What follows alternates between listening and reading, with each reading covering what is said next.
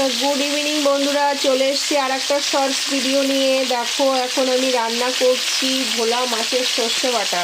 কে কে করো, কেমন করে করো প্লিজ কমেন্ট করে জানাবে। আমি তো প্রথমে এই মাছটা ভালো করে ভেজে নেবো, যেহেতু বেশ এক সপ্তাহ হয়ে গেছে মাছটা, তো একটু কড়া করেই ভেজে নেবো।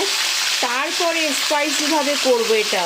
তোমার আদা রসুন সব কিছু পেস্ট দিয়ে মশলা দিয়ে লাস্টে কিন্তু সর্ষে বাটা দেবো। তোমরা কে কেমনভাবে করো প্লিজ আমাকে কমেন্ট করে জানাবে।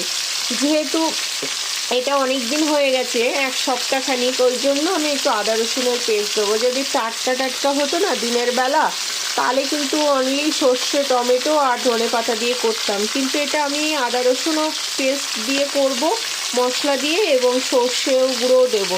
তো তোমরা একবার করে খেয়ে দেখবে কেমন লাগে, প্লিজ আমাকে কমেন্ট করে জানাবে কেমন হয়েছে না হয়েছে।